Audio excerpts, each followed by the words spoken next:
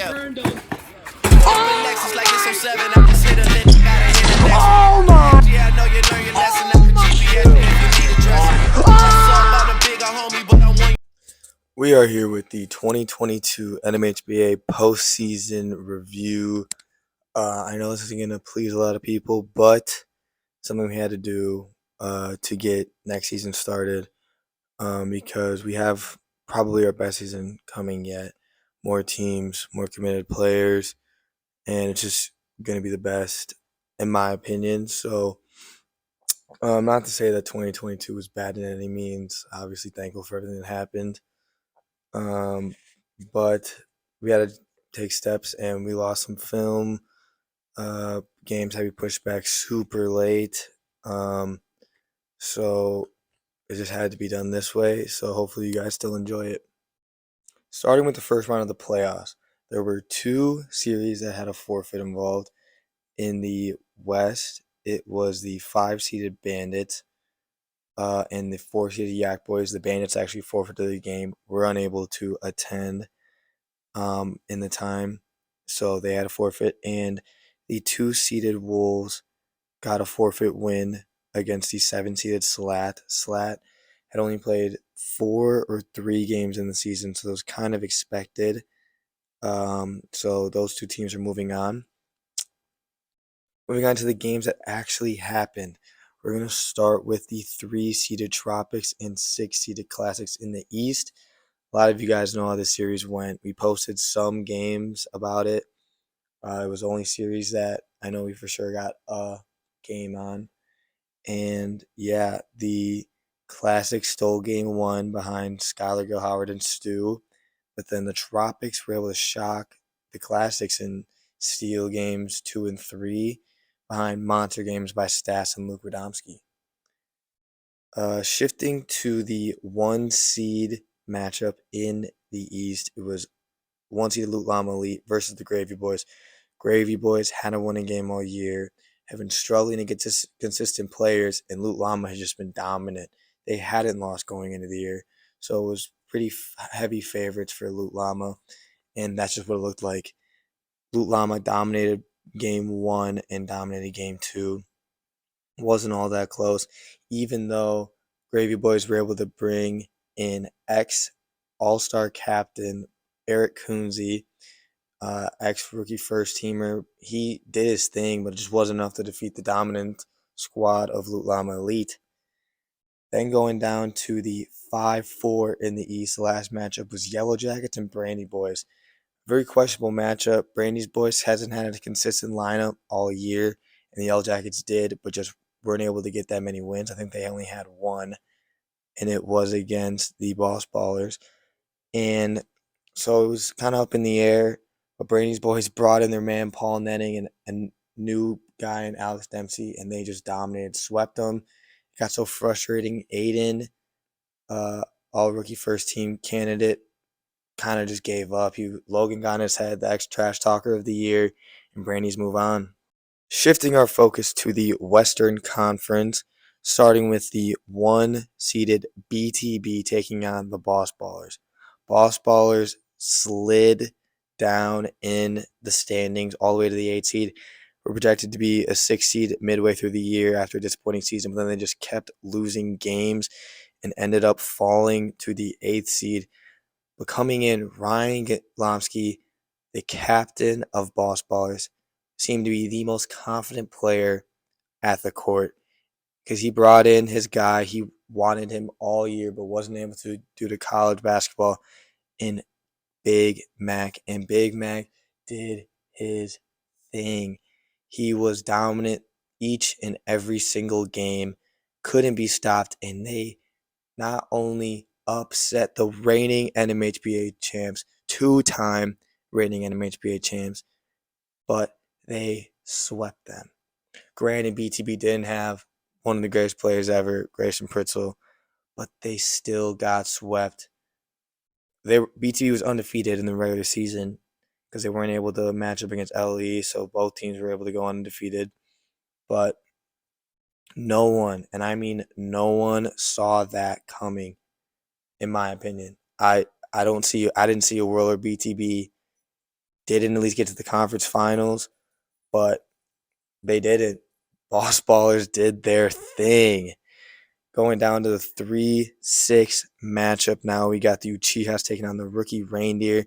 Rookie Reindeer finally got their star, Logan Johnson, to show up to a game, and he showed in games 2 and 3 why he was so heavily wanted. Uchihas were able to do their thing, bully the younger Rookie Reindeer in the paint, and take game 1 as the higher seed. But the Rookie Reindeers, led by Logan Johnson, were just straight up dominant in games 2 and 3. Just Logan was just a monster, couldn't be stopped. The series had to go 2 days, just like the Tropics and Classic series, and they just didn't miss a beat and were able to take the series and upset the Rookie Reindeer. Upset the Uchihas. And the last series would be Get a Bucket and the Basketball Junkies, the second favorite to come out of the Western Conference, because Get a Bucket's captain Zeke had been to the championship or lost to the champion every single year, and they had high hopes again, and they just looked how they should. They beat the brakes off the Junkies in both games, even when John Peter was doing his thing and Kai was a defensive beast as always. They just were no match, and it's kind of unfortunate based on the seeding. But, the Junkies just didn't play that many games, so they fell to the 7th seed and were unable to take down Get a Bucket. Now taking a look at the second round bracket and the matchups, we have 1-seeded LLE taking on the 4-seeded Brandy's Boys, and the 3-seeded Tropics taking on the 2-seeded Wolves in the East. And on a much crazier side of the bracket, we have the 8-seeded Boss Ballers taking on the 4-seeded Yak Boys, and the 6-seeded Rookie Reindeer taking on the 2-seeded Get a Bucket. Starting in the East, because unfortunately there was a forfeited game, Brandy's Boys were unable to attend and find a time to match up against Loot Llama Elite. So Loot Llama Elite will get a free pass to the conference finals. And moving down to the most disappointing series, personally for me, because I actually play for the Wolves, but the 2-seeded Wolves taking on the 3-seeded Tropics. For those of you who don't know, the commissioner and me, I play for the Wolves, the captain, Skylar Dorngrisha, and I was so pumped. I said it in the Tropics Classic series. I felt we could beat both teams coming out of the series. I just felt our team was good enough. And I've just seen some of these clips. Hunter wasn't able to attend, but I still felt confident in our guys. And we showed it. We took game 1, and then in game 2, we decided that if we won game 1, we were going to take it a little easy because we did not have the normal numbers we usually do. Our team's not really meant to go that deep in a series because we just had it all year. So we kind of just took it easy, and it showed as the Tropics broke the 4-point record in the postseason. In any of the years, they shattered it, and we didn't even play the fourth quarter because the game was done. We were kind of just staying there, letting them shoot, trying to check up fours of our own. It wasn't pretty at all, and it bit us in the butt. But on top of that, Eli got hurt, started cramping, and wasn't able to play the rest of the series. So we go to game 3. It was beginning to get dark, but both teams decided no matter what, we're going to finish the game that night. And it was a game. Tommy Tilley put up probably the greatest playoff performance in NMHBA history. Here are his stats. Just insane. This game ended up going into triple overtime, and it was back and forth. First half, it looked like the Wolves were going to run away. Then the Tropics clicked back. And then in overtime, Tropics looked like they had it, but then the Wolves came back. And then second OT, Wolves looked like they had it, but then Tropics came back. And then just to start the third overtime, I ended up breaking my foot going in for a layup. And obviously, he was cramping. So we only had 2 players left.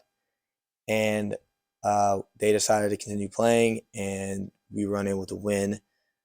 So yes, there's obviously some bias in my opinion, but phenomenal series by the Tropics. They deserved it, and it shows. Luke Radomski, reigning MVP, did his thing.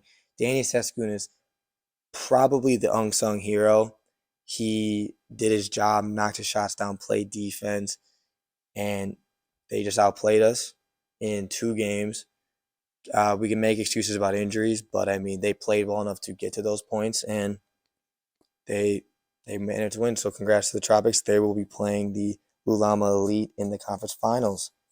But now shifting over to the Western Conference, the Rookie Reindeer take on Get a Bucket, and a lot of people thought that this was going to be a kind of like, I don't even know the words, but a series that if Get a Bucket didn't take seriously, they would lose because Rookie Rangers is one of those teams that just chuck fours. And if they get hot, they'll upset some teams. And in the regular season, to show because Get a Bucket struggled with them. So people were thinking, hey, maybe it may not be a win for the Reindeer, but it will be a good series. And it actually wasn't because Zeke and Sam Kolozinski, the fourth man of the year, just did their thing and did not look back. Ended up sweeping the Rookie Reindeer. And honestly, right now at the time, Get a Bucket looked like the best team in the postseason. They just didn't miss any beats. They carried everything over from the regular season, and they've played every series and swept every series. So you can't get mad at seeding. You can't get mad at their matchups. They just did their thing. And the last matchup of the semifinal round is the 8-seeded Boss Ballers versus the 4-seeded Yak Boys. Boss Ballers looking like another good dark horse team. Obviously, they're the 8 seed, but they show that their team is deep. They switched up their lineup this game. Instead of bringing Alex Hernandez, they ended up bringing Austin Blegg, who had played in, I think, 3 games and did his thing. He was more of a scorer, but they had Max, so it was kind of like questionable. And the Yak Boys had their regular lineup of JoJo, Trey, Monty, and Have Elijah. anything left So it was a questionable in game. Was Mac going to be 29? able You to got your bring next back one. his magic from the first round? That's not Was me. he going to be able to make any move Flag forward? loses. And was Austin going to play Then with Luis the has ball not in his hand as no much? ball security. And the Boss Ballers answered the call immediately and just did their thing. Monty. Mac It's looks like the best blocked. player in the postseason. Like I said earlier, I think GAB looks like the best team, Eli. but Mac just looked like the best player. He was just unstoppable, pretty much Jimmy Butler-esque, Back to a doing four his game. thing. Could not be Out to stopped. Mac. Dunked on Monty. Mac hesitates. Pretty Pulls. bad. I don't know if the Time. camera shows how bad it One was in real life, legger. but it was insane. And the When he Boss Ballers turns. ended up Lob. sweeping the Yak Mac. Boys. Here is the look at the matchups for the conference finals round. We got 1-seeded Loot Llama Elite taking on 3-seeded Tropics, and the 8th-seeded Boss Ballers taking on the 2-seeded Get a Bucket. And this is where the issue came of time, because we tried to get so many games in for people's schedule in the earlier rounds. It kind of hindered the availability for people in the later rounds. And the Boss Ballers got the short end of the stick, and Mac wasn't able to come. And they, as a team, decided that rather than getting embarrassed, in their words, they decided to just forfeit the series instead of trying to scramble a new roster and new scheme and everything. So Get a Bucket is going to get another look. Zeke's going to get another look at the championship, and Grace Spritzel's not on the other end the first time in his career. So Get a Bucket's in the postseason. But going into a very anticipated series, 1-seeded Loot Llama Elite and 3-seeded Tropics, it was a series that, if you thought about it in the regular season, there was not much optimism for it because Luke wasn't as dominant as his MVP season, and Loot Llama Elite looked like the best team all regular season. But Luke Radomski brought back that MVP talent from the start. The Tropics had some of the best shooting I've ever seen all postseason, and it carried on to a really inconsistent 4-point shooting team for Loot Llama Elite, and it showed. It showed because they were getting to the rim with ease. Jack was towering over everyone, blocking shots, dunking, and just kind of throwing off the paint defense for guys like Matt and Luke when he drives.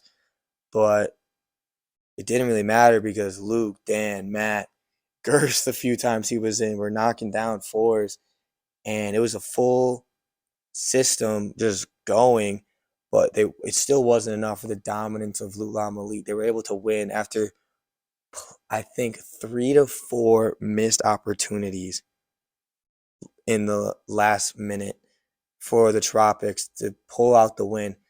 The Loot Llama Elite was not a good free throw shooting team this game, and it gave the Tropics so many opportunities to win, but just wasn't enough. And the Tropics lose game 1, giving Loot Llama Elite a 1-0 lead. Game 2, Tropics made shots, didn't miss their opportunity, were able to win game 2, and by about 10, 15, it felt like more because the Loot Llama Elite had the same mindset as I talked to them. They had the same mindset as we did, and a 3-game series is a lot in one day, but for time strength, it had to be done. So they took the easier route. But also, they were a much better team than the Wolves, my team. So they were able to do that, and they had done it in the regular season, and it worked. But to lose by that much gave the Tropics, Luke said, too much confidence, and they were believing that they could recreate it. And it looked like they were going to. Neck and neck game. Great performances by Antoine and Luke Radomski going down to the wire.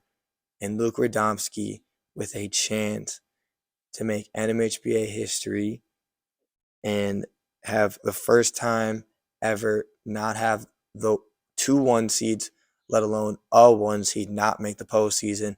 Ends up missing a 4 at the buzzer to win the game. And the Tropics ended up losing in this.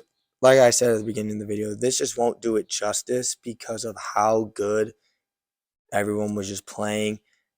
The NMHBA postseason really has a different feel to it every year, and this was probably the best year, but there were so many forfeit series that it just didn't do it justice, and this was, I felt, the best way to go about it.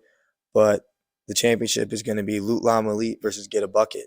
And in the final series of the year, 1-seeded Loot Llama Elite versus 2-seeded Get a Bucket in the NMHBA championship, the finals, is where it continued to be time constraints. It wasn't played until spring break. Mind you, our season and postseason is normally done in the summer, and we knew with time constraints we were going to try to do it over Thanksgiving break. But players on Loot Llama Elite were in high school playing soccer, football, and people on Get a Bucket were away at college, so it wasn't able to be done. So they were able to get it done over spring break. As you'll see in these clips, this is not the regular Loot Llama squad.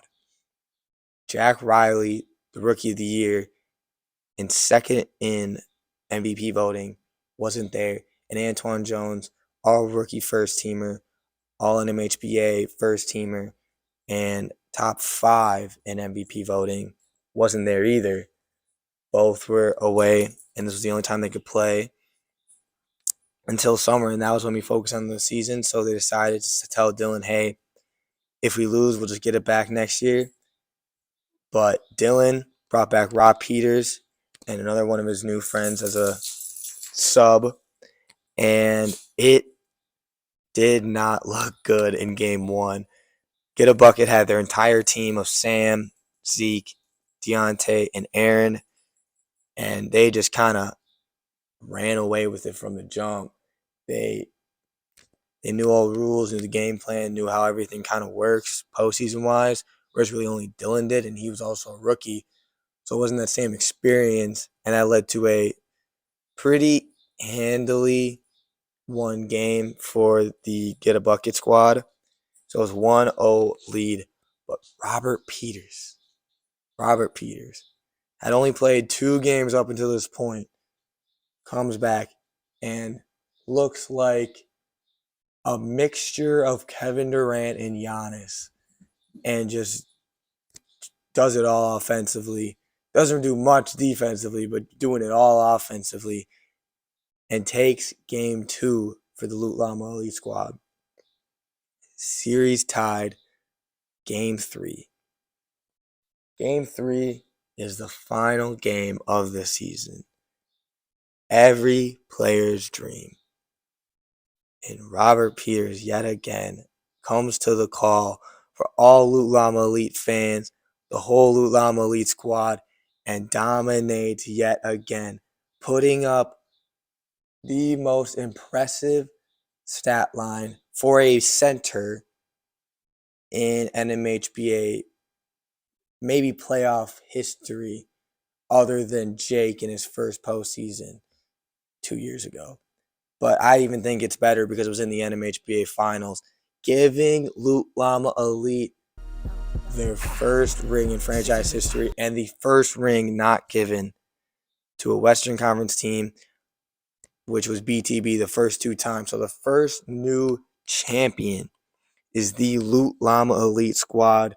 Fresh new team, fresh new squad, entire squad of rookies in the postseason, everything. No matter what, this squad was dominant all year and only lost 2 games all postseason long, and only lost 2 games all year long. Just incredible performance by their team. Robert Peters obviously walks away with Finals MVP, and that'll do it. This was the NMHBA postseason. Again, we apologize. We obviously didn't want to do this, but it had to be done. And we promise that this next season is going to be better and better. In about a week, the free agency should be up because, yes, we're doing free agency. Each team is keeping 2 players and then getting bird rights to all of their returning players, everyone that wants to come back and play in the league. And then if you have the minimum of 5, the maximum of, not maximum, minimum of 5 players come the draft, which will be the next video after that, you don't have to use your draft pick. So that'll be another thing to think about. Each team will have $15 to work with. Each player will be put in a tier to decide how much they're able to make minimum and how much they're able to make maximum. And if players are in tier 5, they're able to get the $6 super max, which doesn't seem like a lot, but there are quite a lot of players in 5. So I don't know. Maybe there'll be some people getting some super maxes. We'll see. But this has been the 2022 NMHBA season, signing off.